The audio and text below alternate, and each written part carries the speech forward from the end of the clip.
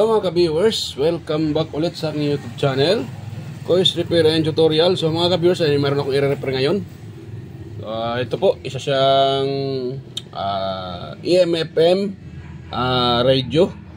Yan po. At the same time meron siyang USB at saka SD card yan. So problema nito mga ka-viewers ay hindi tumutunog yung kabilang speaker dito. Yan, hindi tumutunog, yung isa lang ang tumutunog. So yan mga ka-viewers, ito po ngayon natin. So bago pa tayo mag-start mga ka-viewers, kung bago lang po kayo sa aking channel at kayo po ay napadaan lang, so huwag niyo pong kalimutang i-share at i-like mga ka-viewers, at higit sa lahat paki-subscribe ng aking YouTube channel. Yan mga ka-viewers, at pakipindot na rin yung bell button dyan sa gilid mga ka-viewers o sa taas. Pakilagay sa all para updated kayo palagi sa mga video or ma-notify kayo sa mga video tuwing ako yung nag-upload. So yan, tara natin ito mga ka-viewers kung totoo ba talagang tumutunog to yung isang so meron yan dito lang tumutunog mga ka-viewers. Ito wala, ito naman mayroon dito. So yan, confirm siya mga ka-viewers, yung isa lang tumutunog, yung isa wala. Yan, huwag natin patagalin para baka mano tayo masipa ni Lolo. Siyan, tanggalin ko muna sa outlet. Yan, cute tong radyo na itong mga viewers, mga old model. Di naman pero ganda siya. Wala lang siyang Bluetooth. Ang mayroon lang sa kanya SD card, USB, tsaka FM, AM. Yan. Yung brand naman niya ay Tecno. Tecno siya mga viewers. Yung kanyang model ay TS-777R. Yan. So yan, i-open natin siya mga ka-viewers. Natin kung ano ba yung kanyang problema. Bakit siya ayaw tumunog yung isang speaker. So ayaw tumunog yung isang speaker mga ka-viewers. Yun. Neng! So yan. So open na natin siya mga ka-viewers at itatry natin. Yun. Ayun. Tatanggal na yung mga ka-viewers, yung kanyang pinaka meron pa pala dito So na yan. Ayun. Meron pa pala dito dalawa. Akala ko wala na. So yan. Tanggal na natin ito mga ka-viewers para ma-access natin yung loob. Ayun, tanggal na. At dahan-dahanin natin, baka may mga maputol pa dyan. Dahil ang mga wire nito ay konti lang yung distansya. So yan, ito na yung kanyang speaker mga ka-viewers. Yan, bakit siya ayaw tumunog? So ngayon, tanggalin muna natin itong kanyang speaker mga ka-viewers. I-check natin kung buo pa ba yung isa. Kasi naka So ito yung left, ito naman yung right.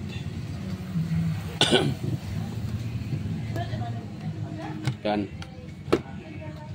So titest natin ito mga ka-viewers kung mayroon pa itong resistance itong speaker nya. Mayroon itong makakuha ditong ohms value. Pag wala, ibig sabihin sira siya. Yan. So yan, itong tester ko nakalagay sa ohms settings. Yan. Hindi pa kita. Ayun. Yan na. Yung makita mga viewers. Ayan, pwede na yan. Kita na yan. So, test natin ito dito. Itong area na to. Kung ano ba ito makuha ditong resistance mga viewers. Bakit siya yung tumunog? Dito pala. Pero pwede pala dito. Ito tayo magte-test dito.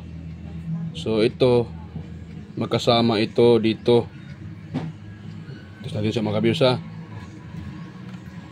Yan, dapat may makakuha tayo ditong resistance. Itong dalawang, yung black at saka white mga viewers Ito ang unahin natin. Ayun, wala mga viewers. So, ito wala tayo na resistance sa black at saka white. Itong dito. Limit lang muna. Wala talaga. So dito sa kabila ay Bakit pareho wala sila? Ayan. Lang ha. Ayan, papasok tong ano to. Bakit siya ayaw? Dito tayo.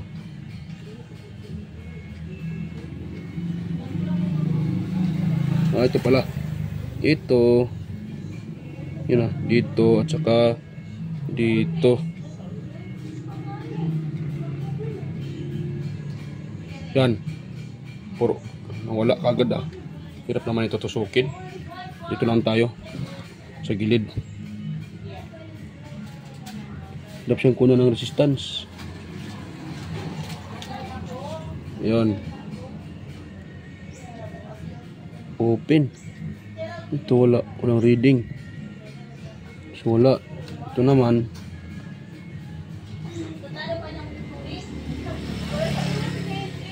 Aban. Ayan. 7 ohms. Ayan. 7 ohms. 5. Itong isa mayroon. Pero itong isa wala. So matik sira to mga ka-viewers. Tanggalin ko daw to. Yan. So tanggalin ko siya mga ka-viewers ha. Yan, para ma-test natin bakit siya walang resistance nung nangyari sa kanya. Baka sunog. Wala siyang ano mga kabis, wala siyang resistance. Nung tinitest ko, lang yung malabas yung walang reading ating tester. Dapat mayroon tong nakalagay dito nga ano eh. Yan o. 4 ohms. Yan, 4 ohms.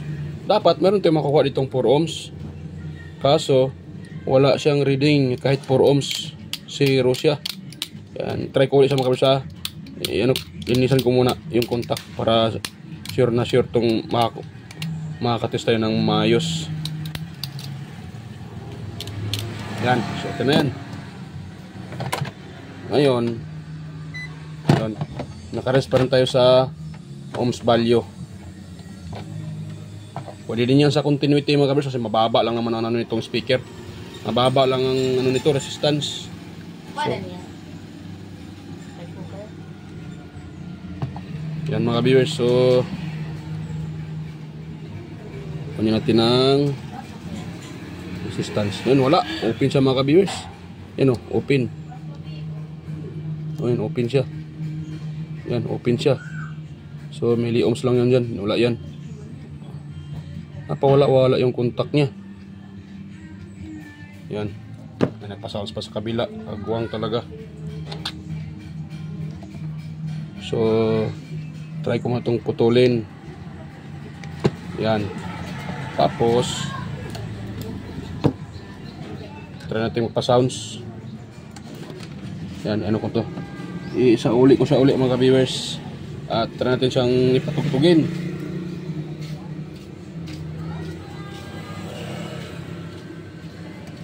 Kasi wala yun eh. Yun ang wala kanina eh. Pawala-wala. Try natin, baka lost contact lang yan. Kulang lang sa hinang.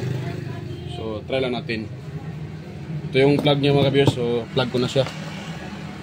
Yan. So yan, may ano na. Yan. Yun. Yan. So yun lang talaga. Ito lang talaga ang tumutunog mga viewers. Ito lang oh. Yan lang ang tumutunog. Itong isa dito wala. Yan. So try ko muna siyang i-repair mga ka-viewers. Or palitan ko na lang siguro ng ibang speaker na kapareho sa kanya na 4 ohms. Wait lang. Hanap ko na po ito. Meron ako 4 ohms na maliit. Maliit ang speaker niya eh. Tsaka 4 ohms. Wait lang mga ka-viewers ha. Balikan ko na lang kayo. Hanap ko na ako ng 4 ohms. Kasi marami akong speaker dito. Hindi ako sure kung hanapan ko pa ng kapareho to. Yan. Para hindi na ako matagalan dito, hindi ko na i-repair to. Palitan ko na lang ang ibang speaker. Meron naman ako mga speaker dyan. Kung walang kapareho, so kailangan ko talagang i-repair ito. Yan. So stay tuned lang mga viewers. Hanap muna ako ng kapareho nito na 4 ohms. So ayan mga viewers, meron akong nakuha ang speaker pero hindi magkapareho ng ohms value. So itong nakuha ko ay yan o, 2 ohms ordinary. Yan, 2 ohms siya. At saka yung magnet niya naman ay medyo manipis. Kumpara natin dito. Yan. So ito medyo makapal yung kanyang, makapal yung kanyang magnet kasi nakalagay dito ay pareho lang naman sila 5 watts. Makapal lang tong sa original itong nasira. So ito naman manipis, so okay lang yung mga kabiyers kahit hindi sila magkapareho. Ito kasi ay 4 ohms. Ito namang i-replace ko ay 2 ohms. So pwede lang siguro ito mga kabiyers kasi hindi naman to kalakasan. So yan. So yan. Ito lang ko mga kabiyers, ilagay ko muna dito. Medyo siya.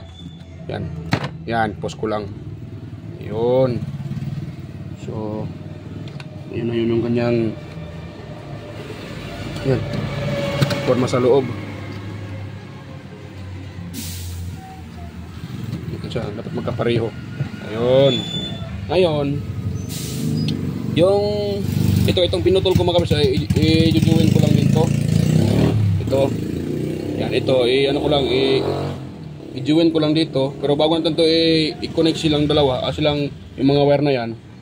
Ito muna natin itong nakuha kong speaker. Ito. Pero okay naman to nung tinitis ko to Okay siya. So test natin ulit para makita nyo na okay yung speaker na yan. Yan Tapos dito. Yan. Dapat mo na ito makukuha ditong 2 ohms. Yan, 2 ohms. Yan, kita nyo? Nagre-red lang to. Yung ating tester. So 2 ohms. Yata masyado makita yan. Ayan kagwang tong cellphone na to, ayaw mag-focus. Yan. Yan Yan, 2 ohms. So okay na yan mga viewers. Na ito, mayroon siyang reading. So natin to. Try natin i-join dito. And tanggalin ko muna sa baka makuryente pa ako. Naka-plug pala yun. Baka mahawakan ko yung open pa naman yung galing sa primary. Baka mahawakan natin yan. Ako, mangingisay tayo dyan. Minsan mga kabers, nakalimutan kong tanggalin sa outlet. Nahawakan ko yung gano'n, masakit din. 220 kasi, 220 yan Yun. Mangingisay talaga pag mahawakan. So itong sa red, yan. So itong pala to itong video na to ay para lang po sa mga baguhan dyan, sa mga nag-start pa lang sa electronics. Sa mga master natin dyan ay, ayan, sisilong to sa inyo mga master. Marami tayong mga master dyan. So sa ito sisilong sa inyo. Sa mga baguhan ay katulad ko rin na baguhan pa rin. So yan, itong video to ay para po sa inyo mga viewers. Kung paano, madali lang naman mag-repair, magpalit ng speaker. Tandaan nyo lang yung kulay sa kulay.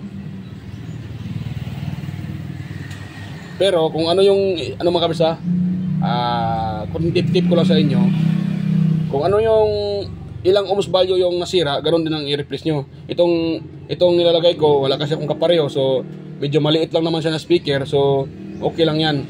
Pero pag malaki na yung speaker nyo mga kabers, dapat kung gumagamit kayo ng, kung for example 4 ohms, dapat 4 ohms lang din yung i-replace nyo para okay ba, para walang komplikasyon. Dapat magkapareho yung nila, ohms value ng speaker na gagamitin nyo. Kung yung nasira, yun ang i-replace nyo. Yan. Ayun. So kuha tayo ng, saan naman yung ko, nawala pa yung ko dito mga electrical tape. Yan, may nagpa-sounds pa talaga. Ano tayo nito, ipa tayo ni Lolo mga ka-viewers. Buti hindi masyadong malakas yung sounds. Kasi pag narinig ni Lolo yung sounds na yan, nako, sisipain tayo ni Lolo. Nagka-problema na yung ating channel. Nako, tapos ganun pa yung mga ganyan, patay tayo dyan. So yan mga ka-viewers, kunin ko lang tong isa at itry natin siyang ipa-sounds kung mayroon na bang boses tong isa. Tutunog na ba siya. Gusto ng may-ari kasi ay pareho sila tumutunog. Nga lang yung isa ay ayong tumunog.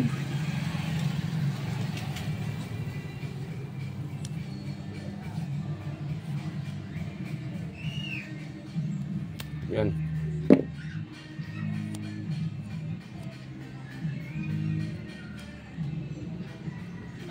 ka-viewers, oh. Ayun.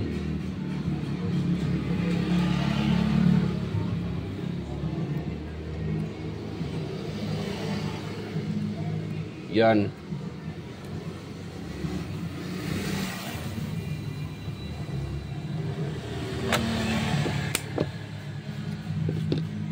Ngayon, try natin siyang isalpak mga ka-viewers at pakinggan natin kung tutunog ba yung nilagay kong speaker. Yun. Muna siyang power. Tapos volume. Yun. Tapos yung mga vegetable. Yan, meron na mga ka-viewers. Boryon-boryon ka talfolwas. Ayan. Kaya sinita mo ka mula. Istima ka na Ayan, meron na mga ka-viewers.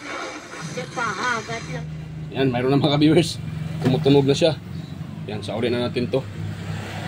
So, yun lang ang ano, yun lang talaga ang dahilan bakit siya ayaw tumunog. Sira yung speaker. Kaya mahina yung sounds dahil sabi ng may-ari kasi isa lang yung tumutunog. Ayan, problema ko nito kung paano to sa uli. Medyo tatama tong ano na to. Tatama ata yung pinaka-speaker. Ayan. Tatama siya mga viewers.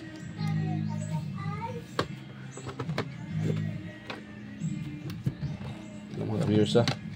Tatama to ah. So hanapan ko muna to ng plastada. Dan. Bigyan ko lang kayo mga viewers ah. Bawasan ko muna to nito ito. Ito bawasan ko dito ito. Bawasan ko yan. Ito bawasan ko rin para hindi tatama dito. So yan, stay tuned na mga viewers. Balikin ko lang kayo pagtapos ko na itong mabawasan. So yan mga viewers. Ay nabawasan ko na siya mga viewers. Yung kita nyo. Yan. So naging bilog na siya mga viewers. Yan o. Kapare-pareho siya nito. Itong original. Kasi bilog to eh. Ito yan. Binawasan ko ito para maging bilog siya. Hindi naman siya bilog na bilog talaga. Pero okay na yan mga viewers. Nabawasan ko na. Eh tatama kasi itong ano dito eh. Yung lock ng ano, ng speaker. So kaya ko siya binawasan para hindi tatama yan. At papasok pa baba yung speaker. Yan. Ayun. So yan mga viewers. Yan. Hindi na siguro tatama yan. Bumaba na yung ano. Ayun. Okay na. Yun lang mga viewers. Kailangan ng plan ng bawas para hindi tatama.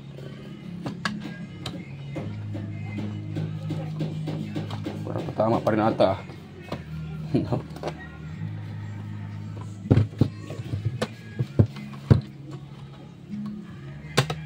Wait lang mga viewers ha.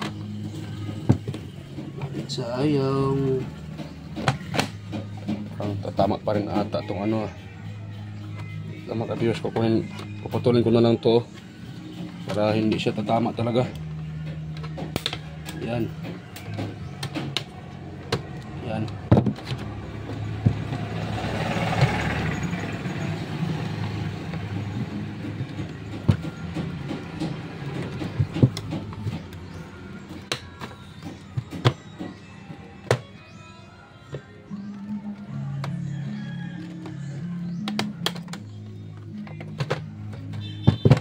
Yan mga viewers. Tatama pa rin siya. Ito ng ano, paraan para hindi tatama to. So ayun na mga viewers. Okay na siya oh. Yan, pit na pit na.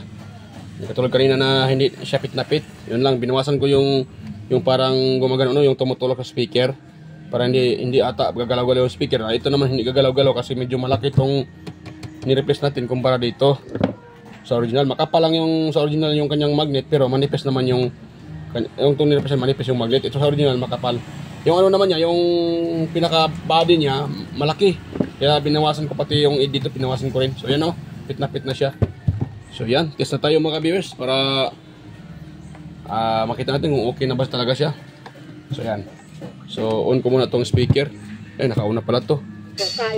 Yan. Ayan na, babolbek mo na Fuerte Marado Sincero Premier. Pasando na buhutan.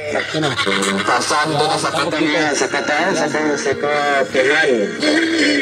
Malakas pala din mga kabis yung ano, yung nire-replace ko kasi 2 ohms yun siya eh. Itong namang sa original, 4 ohms to siya. So malakas din siya. Yan, akala ko mahina, malakas din pala. Mas malakas pa nga siya kumpara sa original. Nga lang, yung tunog niya ay parang basag konti. Hindi ka pareho ng original. Eh, ganda ng tunog niya. Parang buo kasi siyempre, ito ang nakaano sa kanya eh. You know? And now the end is near. Pareho na sila mga viewers. Yan, malakas na siya. Kanina mahina eh. So malakas na, dalawa ng speaker eh. Kanina, di ba pa yung pinapatugtog ko nung una, nung narinig niya ay mahina. Ngayon, malakas na kasi dalawa ng speaker. Para po sa pamagitan ng lagap, siya hablaban el manera para que nosotros relax. Yan. So okay na siya mga ka-viewers. Good na. So ito, matik ay sira talaga siya. Kasi kung nakita nyo naman, tinitest natin, wala tayong nakuhang reading dito. Nag-open yung speaker.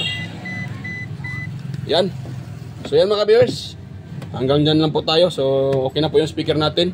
At yung kita nyo, mayroon siyang mayroon siyang indicator. Hindi nga lang klaro tanto. Yan, mayroon siyang indicator. Mayroon siyang LED na kalagay na anong channel.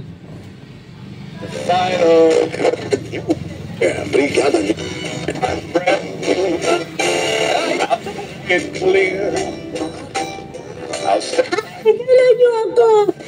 Ako yung mama. Yan. Okay na yan mga viewers. Tumutuog na lahat. Right tsaka left. Kanina wala. Yung right lang tsaka left. Yung left wala. Dahil sira yung speaker niya. So yan mga viewers. Bago pa tayo mag-end. So mega lang shoutout pala sa inyo mga viewers. Nalimutan kong mag-ano kanina. Sa start pa lang yung video. So nakalimutan kong mag-shoutout. So yan. Mega lang shoutout po sa inyo mga viewers. Sa mga patuloy yung sumusuporta. Sa mga silent viewers dyan. Organic viewers. Sa mga subscribers ko dyan. Sa inyong lahat mga viewers. Mega lang shoutout. Yan. At sa mga nagko-comment palagi na sila si Sir John Santiano, mega lang shoutout po Sir John Santiano, Sir Randy Trinidad, Sir Alex Paroni, Sir Ryan D. Leon, yan, Sir Florindo Isidro, Sir John Mercado Jr., Sir Meridel, Sir Manuel Mahdocon, Sir Ferdinand Lopez, Inmar Dison, Edgardo Junior Dato, Talavera, Edgar Macam, Sir Vicente Bibuso Bandiquillo, Renaldo Macasiano ng Jimmy Cavite, si Benjan Calderon, Perdi Ronquillo, Elmiral Quillosa, Cesar Plistado. So yan. Tapos sa mga mga kaibigan ko din sa YT. Yan. So sila si Sir Fix in Review, Inting Butingting, Ricardo Bernardo, yan, West Jujutech, Teleteacher, Maya Vlogs, Andy Rabino TV Tech, Andy Rabino Tech, Andy Tech, tsaka si Liura Tech TV, yan, Inting Butingting, John P. Technician, Udop Oy Studio, or Tech TV Official, yung Repair and Tutorial, Tactics PH Official, Tons by Vlog, Jimenez Iban Vlog, Philam Country Living, GeoGis TV, White Ferry, Horseshoe TV, Bullet Train Channel, GeoGis Channel, Soptic TV, Kerry Mendoza Vlogger, Chris Perez Vlog, Rowan San Andres, Edstick TV, GFC TV, at saka si Lynn Abalye Lifestyle, si Buwanang Amaw, Diyos Electrical Vlogs, Rodchoy Fishing Adventure, Mercy Wirham, Amigos Amigas, Janine Gracia, Leo Tech, DJS Channel, Tiger Cell TV, Inday Test TV, Lex TV Official, Jeros Flores Mix Vlog, The Burton Channel, Sir Watkins,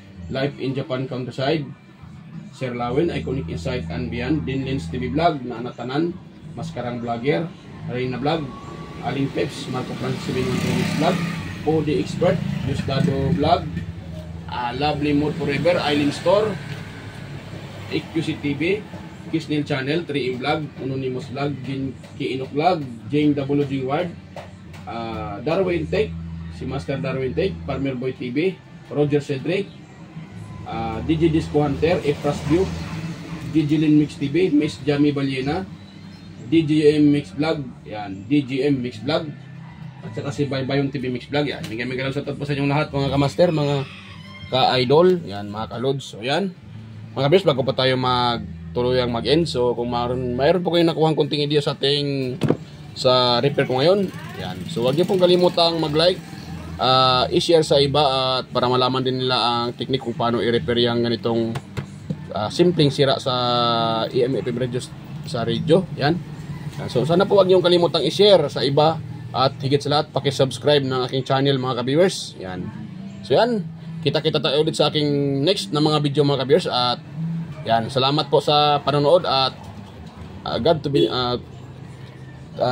the glory mga ka-viewers. Salamat po. Yan. So mga ka-viewers, bye-bye.